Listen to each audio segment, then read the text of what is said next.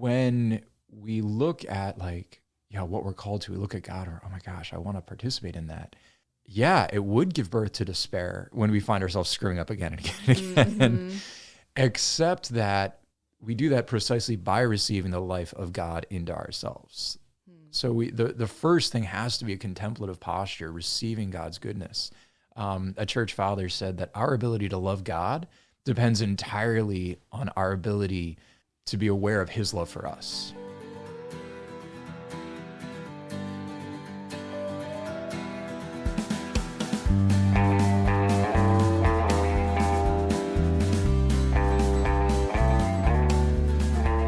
Ladies and gentlemen, welcome to the Crab and the Cross podcast.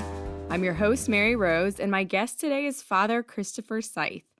We talk about his book, Rekindling Wonder in a Screen-Saturated World, which is all about the ways that technology affects us, in particular on a spiritual level. Just listening back to this conversation, I felt like I was on a retreat. I definitely struggle with phone addiction, social media addiction, doom scrolling.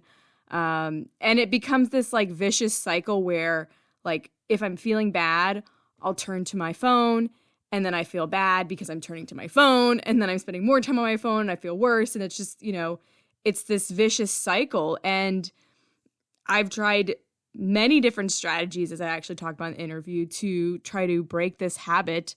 And it just feels like I'm white knuckling it. And so talking with Father Seith, it just was like a weight off my shoulders in a sense, because he completely reframes the issue. So often we just want to make it an issue of productivity versus laziness. I'm just being lazy, so I'm just going to waste time on my phone. I should be doing something else. I should be being productive. And he just completely rejects that narrative, and he brings God to the center of it.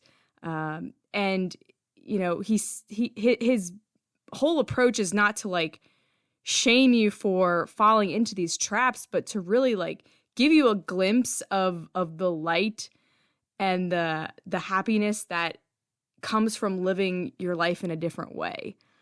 This is an interview that I probably will come back to multiple times because it's just filled with so much spiritual wisdom.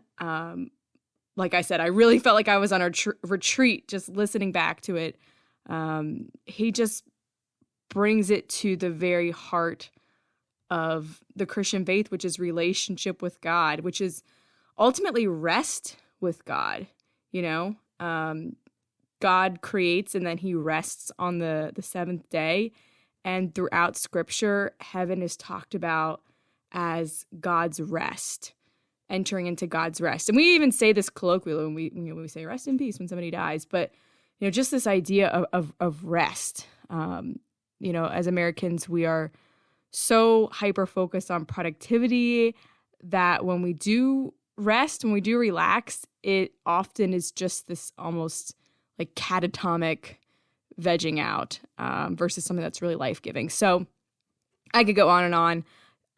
I know you will enjoy this interview. I feel weird now to plug all the social medias. Follow me on Twitter, follow me on Instagram. I don't know. Do whatever makes you happy. Do whatever brings you peace and joy, whatever God's calling you to do. But do subscribe to the podcast. All right. And now here's my conversation with Father Christopher Seith.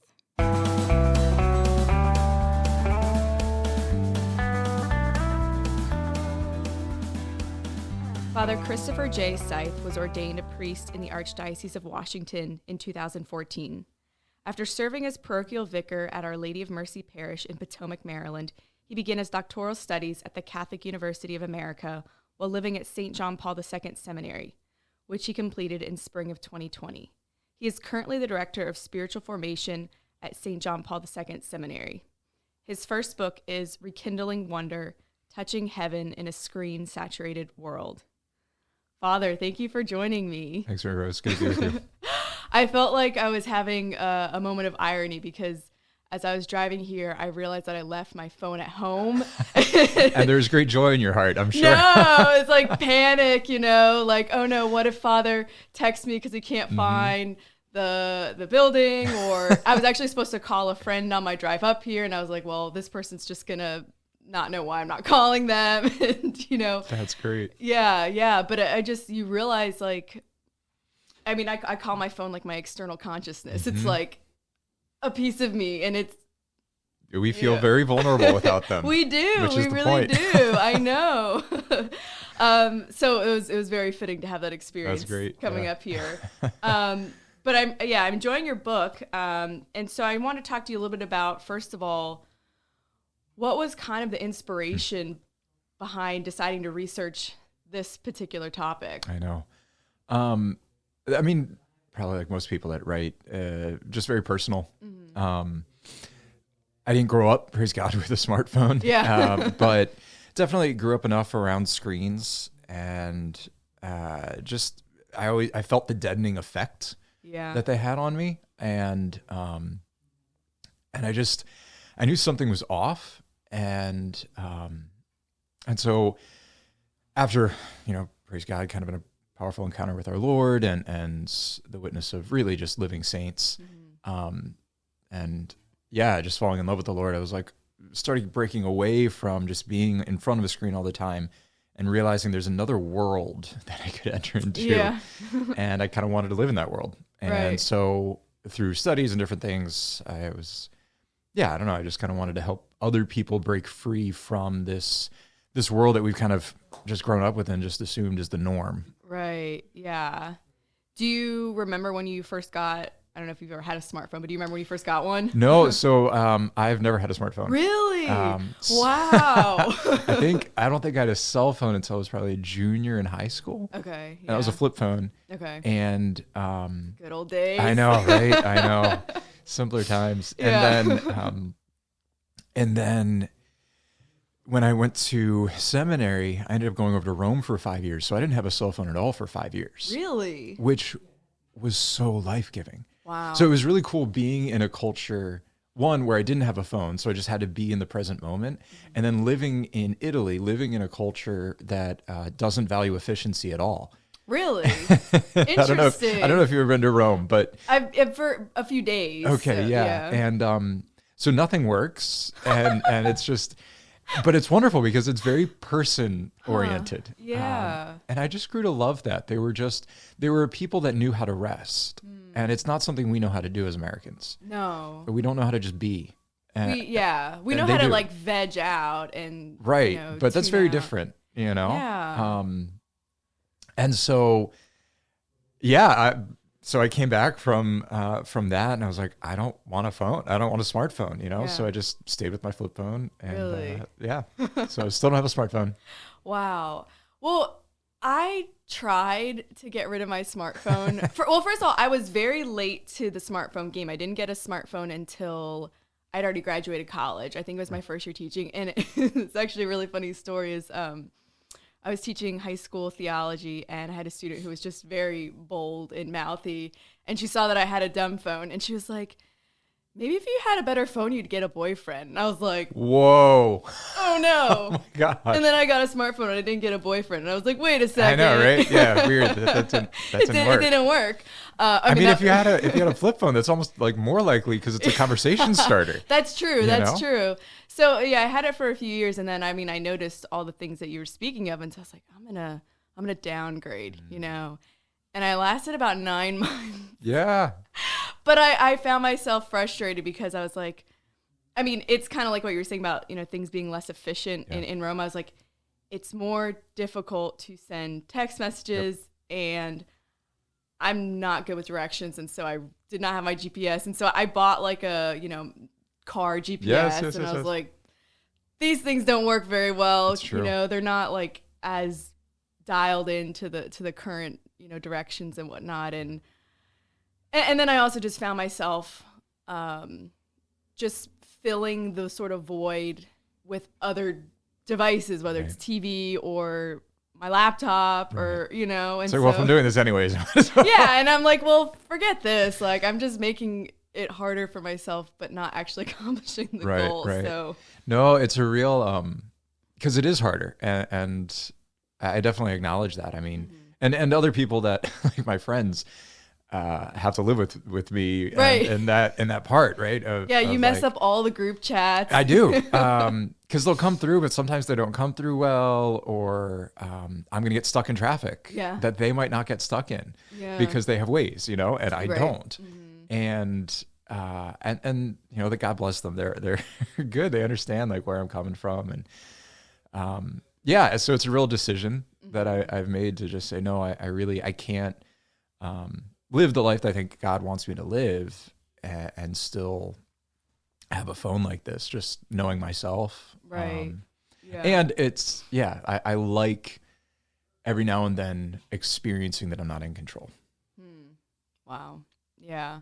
Well, you talk about in the book that like you don't see these devices as just morally neutral, right? Very much, yeah. But like obviously, as you were mentioning here, you have a cell phone. It's just not a smartphone. Do you see that device as morally neutral? No, I mean this is the big thing we have to understand about technology in general. And when I say morally neutral, I don't mean it's like good or evil. Okay. What I mean is that it forms a character.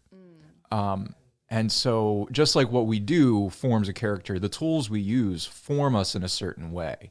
And that's the case of any technology that we use. Any tool that we use is going to form us in a certain way. Yeah. I mean, you kind of like when you meet farmers, just because of the tools, like you shake a farmer's hand and you're like, oh yeah, this is a guy that's been formed by the tools he's been using, Right. And so they form a character within us.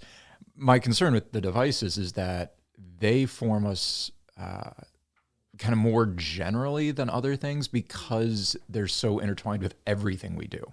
It's not just one specific element of our lives that they touch. It's everything about us. Yeah. So that's why I kind of talk about them being not morally neutral. Well, yeah, I mean, it's true. It's if a farmer, I know some farmers. We live in a more rural area, and when they hit the road and whatever, go on pick something up, they don't feel like, oh no, I don't have my my tractor, or I don't have my exactly what rake, or I don't know much about farming equipment, but they're not like my shovel, I left it. Yeah. But like I was saying, I have that experience with the phone.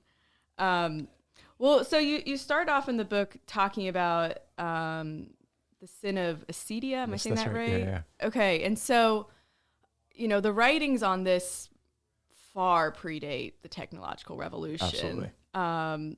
So there's a connection, but it's not sort of there's correlation, causation, but it's broader than that. So, well, first of all, can you describe exactly what acedia is? Yeah. So acedia, one of the 7 deadly sins, or 7 deadly vices, you might say, capital sins. So it's and often it's translated as sloth or sloth. The danger with that is that often we hear that word and we immediately think laziness. And as if the alternative to that is productivity, which is so American. It's such an American way of thinking about virtue, as like the good means you're getting something done. It drives me crazy. I'm the spiritual director at our seminary. And so, a lot of times guys will hear, right, a good priest is a busy priest. There's a lot of like horrible people that are busy. Like being busy is not a determining factor of like whether or not you're good. So anyways, so I think laziness, not rightly understood, can be dangerous to translate acedia. So acedia is a flight, a sadness. It's a flight from being called into friendship with God. So it's an inner sadness. We realize that we're called to friendship with God, to be with him, to know him and his love, and then to participate in that love in our own lives. And we see that we're saddened by it because it's hard, because it's not something I can achieve on my own. So we wish we were created for a less noble purpose.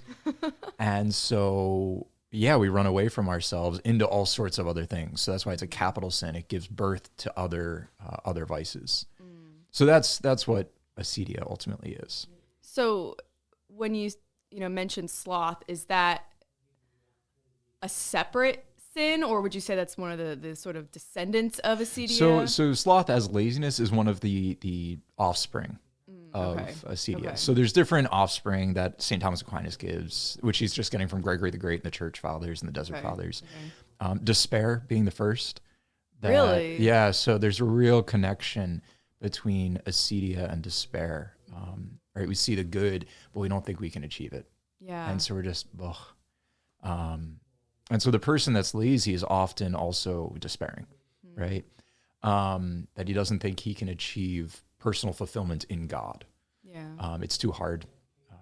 So despair, anger against what reminds us of our true worth. So we get angry by Sunday rest, right? We're like, oh, I know I need to get to the next thing. I need to keep working. So we get angry about that. And then ultimately all sorts of forms of, so laziness is one of them. Then all sorts of forms of distractions. Okay. Yeah. Yeah.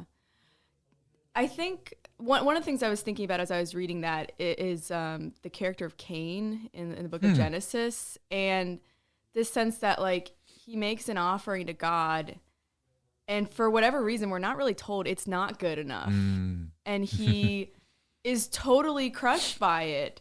And then that leads to then like the anger. And I mean, you can kind of read acedia into that because God tells him like, hey, like if you do well, you'll be accepted. Like keep striving, like keep pursuing. And he's like, obviously, you know, he doesn't verbally respond to God, but we see by his actions that he's like, no, I don't think so.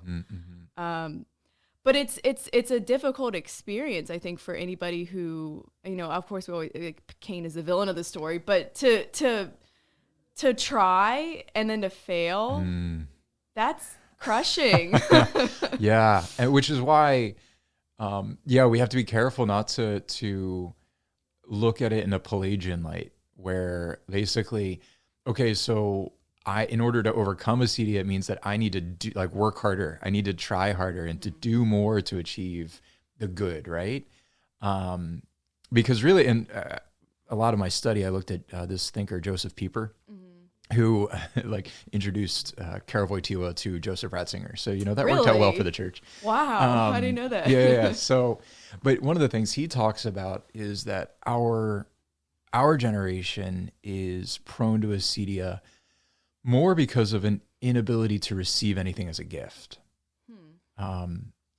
That we are so fixated in the modern world on self-perfection, on attaining mastery over ourselves, that we're not able to receive our life at all as a gift. And so then to live in accord with that gift and to make a gift of self. Rather, we're just trying to do and to make something of ourselves. Rather than to make a gift of ourselves. Yeah. So I say that because when we look at what we're called to, we look at God, or, oh my gosh, I want to participate in that. Yeah, it would give birth to despair when we find ourselves screwing up again and again and again. Except that we do that precisely by receiving the life of God into ourselves. So the first thing has to be a contemplative posture, receiving God's goodness. A church father said that our ability to love God depends entirely on our ability to be aware of his love for us. Wow. Yeah. That if we're not aware of that, you know, what do we have to give? Right. Well, yeah, because I think a lot of people experience unworthiness of God's love, not even in sort of this like faux piety where you're like beating your breast, but like they're like, well, I see all of my flaws. I don't love myself. Yeah. You know, and I think you see it in two extremes. Like, and I don't know if this is my own perception, but I kind of see women tending towards the hyper perfectionism, and I see men tending towards the sort of the opposite, where they just withdraw. And you know, I was a teacher for like 8 years, and I saw this a lot, where a lot of the girls were super motivated, driven, everything mattered, you know, but they would stress themselves out. They'd have so much anxiety, and then the boys would just be like, I don't care, whatever, you know, it is, you know, just sort of dejection. Yeah. Yeah. No, that's it's pretty prevalent. And I mean, it's one of the concerns. So yeah, again, with acedia, which is this just sadness, right? And it can manifest in so many different ways.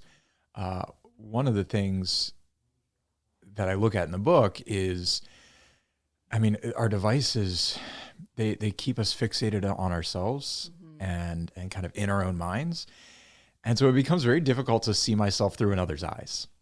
I only see myself through my own imperfections and through my own shame and whatever that is, rather than how does the Father see me? Yeah. and it just becomes very difficult to do that. Well, how do other people see me? How do I see me? And it can be kind of deadening. Right. Yeah.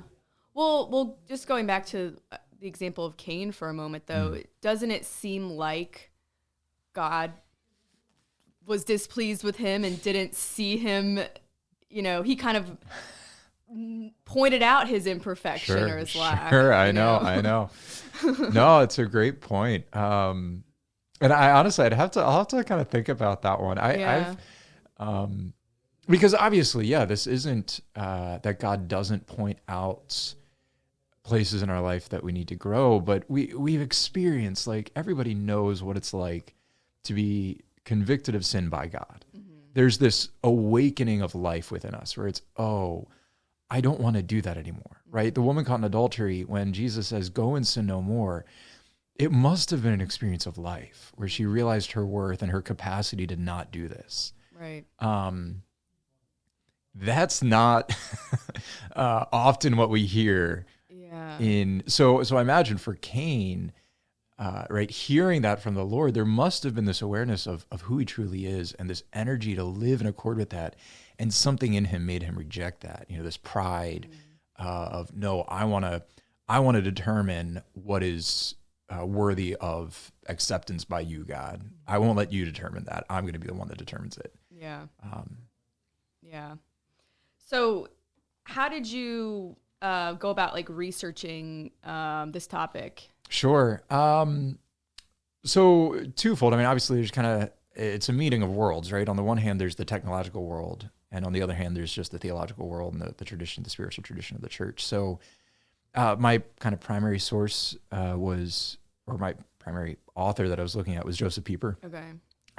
He's the one I wrote my dissertation on. Oh, really? He's the one that kind of awakened me to this like all-pervasive presence of acedia in our culture. He talks about it. He says that we are nauseated and bored by the void of an interior life, gutted by despair. And it's true. So that was one of those, like, reading that, I was just very convicted in a good way. And I was like, oh yeah, that's my soul. When was he writing that? So he wrote that in, I think it was 1939. Wow. He wrote that. Yeah. So what was he looking at? Because the technology was just, the film industry was just this is, growing. This is the thing, right? This is the modern era. He's just looking at modernism and where it was headed. Yeah. And I think with our devices, we're just seeing the full flourishing of what modernism has presented to us. This illusion that we are in control of the world, at least the material world, and which is really the only world that matters for the modernity. And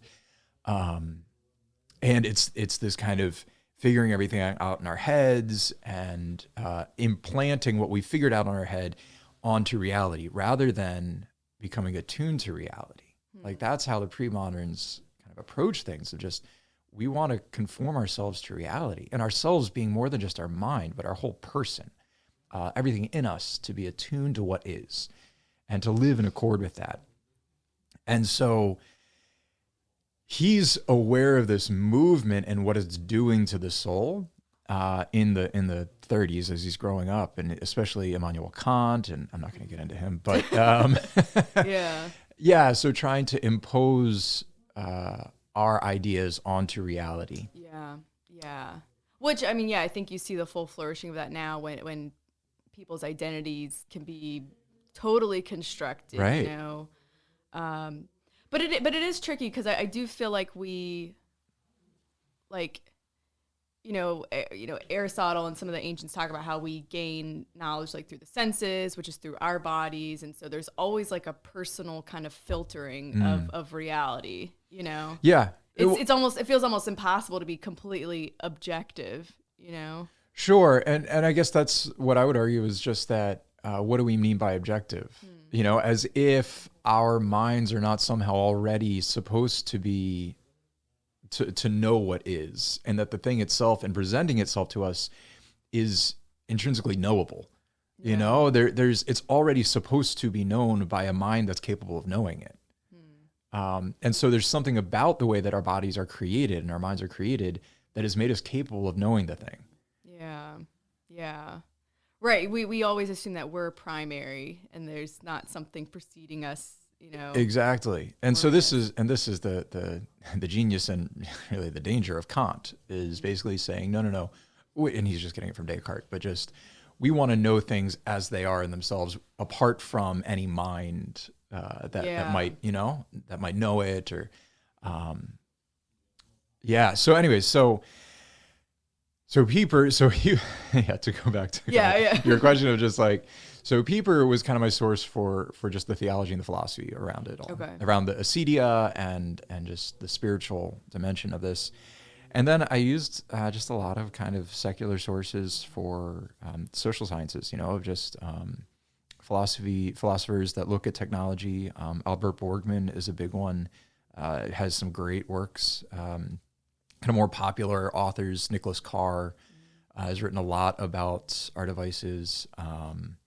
So yeah, there's a lot of things out there that I kind of dove into and researched. Yeah. So I assume like a lot of the spiritual writers, you know, Josef Pieper and those earlier than him are pretty much focusing on how it affects our souls. I would imagine a lot of the sociologists and psychologists, they're maybe not using the language of soul, but what kind of insights are they bringing into how these devices affect us, like just as persons? Right. Yeah. So obviously, the world of psychology is helping a lot, which is, you know, a lot of terminology of anxiety, depression, different things. And there's some parallels to the spiritual world there, right? I mean, obviously, we're body, soul composite as humans. And so anything that we talk about that is a spiritual reality is also going to have non-spiritual manifestations and experiences. And so, you know, when we talk about depression, it's like, okay, there's probably depression and as well as spiritual malady that's taking place. So psychology is definitely writing a lot about this, the increase in anxiety. I find neuroscience fascinating in this, just how it's changing our brains. Right. And how our brains process information is just, it's so cool. So there's a lot in that. Yeah. Well, I mean, I've heard people describe particularly like cell phones and then the use of social media as almost like a slot machine where it's like you see the notification on your phone or on your, you know, account and you don't know what it is yet. So it's like, could be good, could be bad. You kind of get that like excitement, you know, and then you check it and you're kind of like, you know. No, it's pretty, oh boy, it's so messed up. There's a couple of books. One, Addiction by Design, the author looked at the slot machines in Vegas and how they're intentionally addictive. Yeah. And then this other author used a lot of her work, Adam Alter used a lot of her work to look at how websites do the same thing and our phones do the same thing to keep us hooked. And so one book, Irresistible, The Rise of Addictive Technologies, I would highly recommend it for anybody. So it's kind of disturbing. So a lot of addictive qualities to these things. And it's hard because we assume like we beat ourselves up for falling back into this stuff, but it's not it's not our fault all the time. Yeah. I mean, they're using our psychology against us. They're being the programmers are using our psychology to keep us hooked. And so we have to be really, those sciences can be really helpful to just make us aware of what's going on and what kind of barriers and boundaries you have to put up in order to keep ourselves from just getting sucked into this world that is ultimately keeping us away from being able to see God. Yeah. To really live in the light of his love and goodness. Right. Yeah.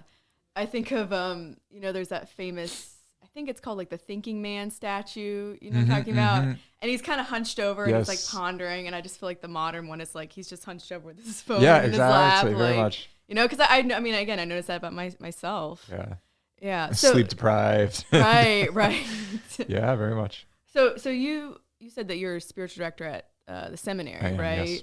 So do you weave this into your conversations with the guys? Oh, of course. Yeah. Well, and even before we weave it into the conversations, we weave it into the fabric of our lives. So there's some device-free areas in the seminary. Oh, really? So we don't allow devices in the chapel, for example. Okay.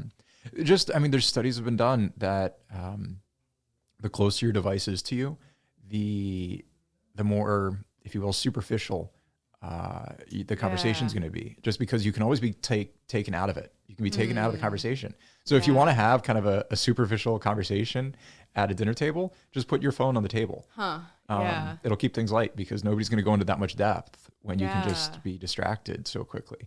So I've taken to, like, I came in to the studio here, and I leave my phone in the car. Okay. Whenever or if I go to someone's house for dinner, I just leave the phone in the car. Wow. So we have our chapel, our refectory, our cafeteria. We don't have devices there. At 10:30 at night, the guys can't have devices in their room. Really? So things like this. Where do they put them? We have like shelves outside, Like in the little halls. cubbies. Yeah, we try to make it a little more, not quite cubbies. Yeah, I was gonna say, yeah. So there's tables basically that are set aside for them to put their. Do they have is there a big bell that wakes everyone up at the same time, or? No, we don't have that. Okay. Yeah. It's not like a monastery. No, exactly. Every now and then the fire alarm, but that's a little different. Oh no! I thought that was just in college campuses. Yeah, It's happening no, at the seminary too. Yeah, every now and then, It's probably not drunk people pulling the trigger. No, it's not right? that. Thank God. No. Okay, good. Yeah. So, and then obviously with conversations, the guys, they know I wrote a book, so they're constantly kind of asking questions about it. But I like that about just more having phone-free spaces, because when it is in front of you, it is hard not to check it. And like you said, it kind of affects your consciousness and your perception of the situation. And so that's almost more manageable in a way. Like, instead of having to control your impulses, you almost don't have to worry about it, I guess. Right. And the thing we don't realize is the amount of energy it takes to, like, if you're in a restaurant and there's, TVs all around, the amount of energy it takes to focus on the person in front of you that's talking, that's tiring. We're burning calories. We're like, there's a lot of mental, like, physical energy taking place there. And we've only got so much of that per day. Right. So to have spaces where we don't need to worry about that, it's really helpful, so that when we are in that situation, we have those kind of energy reserves, so that we can resist the temptation to I be never distracted. thought about that. Yeah, that there's actually a physical toll on our energy. Yeah. Wow. Do you find that this is something, you have to be sort of careful about what you say here, but do you find that this is something people actually bring up in confession? I guess most people don't say acedia, but right. No, but everybody's struggling with this, right? This is not uncommon, and everybody knows, like, they feel bad that, especially if a priest talks about it in a homily or something, say, oh my gosh, yeah, Father, I was spending time with my family and I was more on my phone than I was with them. Like, I'm sorry, that I didn't realize what that was doing. Yeah. So a lot of times it needs to be brought to light, but people know, there's an intuitive awareness that something's off. So what I find is the challenging confession is awakening people to hope that there's another way to live, because these things are so just omnipresent. To help people become aware, like, you don't need to live this way. Yeah. That's tough. Yeah. And to live this way, meaning to live in the light of these phones. We can still have them, but rather to live in the light of the Father's love. Like, that's the key, is how to stay in that place. Yeah. Constantly receiving his gaze. That's a more of a difficult challenge. Are you familiar with the Hallow app? I'm familiar with it. Okay. That's all I can say about it. Meaning, I've heard about it. You just heard about it. Okay. Because I'd just be curious, because you were talking about, like, the chapel's a phone-free zone, which makes sense. But the way the app works is that, there's a couple of different things you can have on it, but, like, there can be audio that's, like, reciting the Rosary or the Divine Mercy Chapel. You pray along with it. There's meditations that you can listen to. There's people, reading the Bible that you can listen to. And there's all these, and they actually do a nice job with it. Like you can, I don't know, maybe you completely disagree with it, but you can set it so that like how slow it's going to go. You can give it sort of like an ambient tone in the back or like chant in the back. Sure. And there's surprisingly, it doesn't feel, I don't know what the word, like robotic almost in the way you'd imagine, but I don't know. What are your what are your thoughts on just the way that like the church has tried to tap into technology or utilize it? I mean, we've got, of course, there's Father Mike Schmitz is right. He's doing great work, right? And Bishop Barron, he's doing amazing things. Yeah. And the Hallow app, from all I've heard, is like really good. So, no, I mean, this is where people are, so we have to meet them there, right? Yeah. The big thing that I always want to hold up to people is just that conversion happens in a personal encounter. It's awakening to faith where we are attached to a person, and that happens through the body. The danger with these things is that we can put our hope in spiritual practices, or like making sure I'm getting the right information, or having my right whatever, versus I'm attached to a person, and that is where my hope is. Yeah. And so it's challenging because we want to use these things to help the message get out there, and there's so much good, and so I'm fully supportive of so many of these things. But the goal has to be, in some ways, to get people off of, not like forever, obviously, but for an app to work so that people, after they've done that time of prayer, or they've whatever it is that they're doing, they say, "Wow, I want to enter back into reality." Yeah, That's what we want from the goal of these things to be. I will say also, I think we have to be really careful with using these to promote the liturgy. One of the dangers of these things is that there's no room for the sacred. So the sacred is a time or a place that's set apart for worship, to encounter God in a particular way. And these devices are intentionally designed to not have anything set apart. Yeah. Where they're for everything. That's so true. Which is good, but also not, so if I'm praying my Liturgy of the Hours on the same device that I buy stuff, there's this merging of the sacred and the profane in a way that's not helpful. Yeah. Or like when I'm celebrating Mass, if there's a camera in front of me, I find it really, frankly, disturbing. Because this is the most intimate encounter I am having with God, this side of heaven. That is not for just anyone to see. Wow, I never thought about that. But yeah, I mean, it's true. I mean, the liturgy of the Eucharist used to be, even the catechumens couldn't attend. So it hit me when I was during COVID, right? Yeah. And everybody was like, doing like... Right, we're all live streaming the Mass. So I was doing dishes one day, and somebody comes up, "Oh, look, Father so-and-so is celebrating Mass," as I'm doing dishes, and he's there at the altar, and he just shows me on his phone. I felt like sick. Wow. Because I don't want to see that right now. Huh. But he's not doing anything wrong. He's just using the device as the device is intended to be used. Right.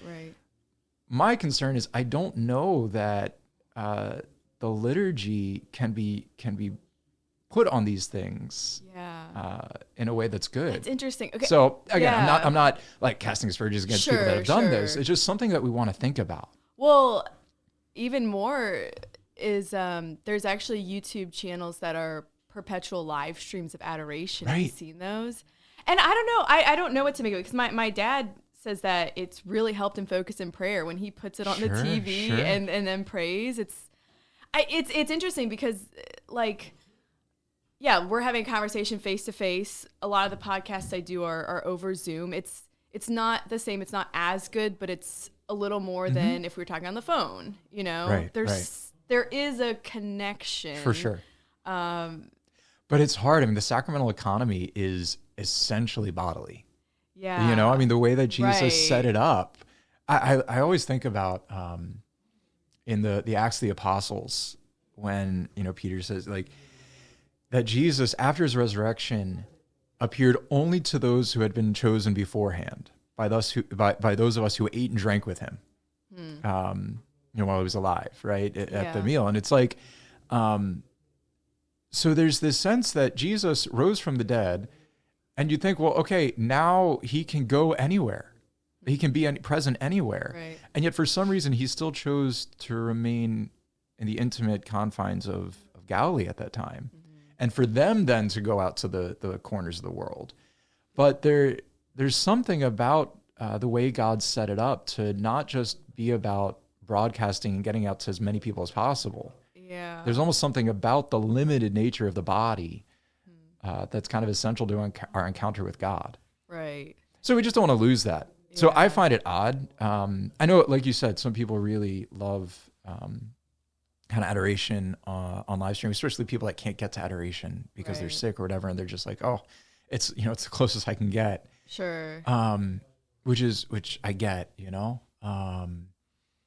but it's just it's a challenge that we're kind of all these questions that we're looking at right now. That yeah. Well, yeah, because I mean, like you said, like we encounter everything through the body, and when it's on a screen, it is visual, so there is one bodily sense there, but it's not. You don't have the touch, you don't have the, I mean, not that you're really encountering like smell, like maybe with the, incense and all that, but whatever that embodied experience is, it's a fragmented experience. And just time and place. Yeah. Like I could be looking at that in my PJs. Yeah. I mean, that's different than like if I'm in the presence of the Blessed Sacrament, I'm not going to be in my PJs, but probably like, unless you sleep. I was going to say, unless you're like, unless you're, or it's like, whatever, you're getting up your 3 a.m., shift for all night adoration, during a retreat. But, so we know intuitively there's something different. Yeah. So these are. Wow. That's deep. Okay. Well, we're almost out of time here. So maybe, you shared that in the seminary, they have some of these phone-free zones. Are there any other, I don't want to boil it down to tips, because like you said, it's not just this Pelagian, like. What can we do which is almost the problem, is that we're thinking that we can do something. Because I mean, like for my own life, like I've set time limits on certain apps, but then I just ignore them and it's, so I'm like, something's not working. Right. But maybe some, I don't know, words of encouragement or something. So I would say 2 things. One is the first question is, when we're looking at our use of these things, is not, okay, what do I have to do to become free? It's, where is God meeting me in my current state? So what am I experiencing? Why am I on my device right now? Am I sad? Am I anxious? Am I, just to... Or am I just like going, this is just my habit. This is just what I do. Right. Right. Most people, when they have nothing else to do, the first thing they'll do is reach for their phone, just to kind of kill time. I mean, even that expression, right? Kill time. Yeah. Like how are we looking at time there? Rather than a movement towards something, it's just sort of filled with emptiness. Yeah. How is God coming to us in our emptiness? That's the first question we want to ask and maybe we don't know, but just to invite him there. Lord, come to me in this place of emptiness, because I don't know how to get to you. Yeah. I love that you said that, because I think sometimes we think that our pain or emptiness is like in itself a barrier to God. Right. Or that we're not, and I don't know if this is American or modern or what, but that we're not actually supposed to experience negative emotions. Right. It's bad if you don't feel happy. Right. And so we think God is at the other side of this experience of emptiness. Right. Rather than, no. God is right here in this experience of emptiness. Yeah. You don't need to go anywhere.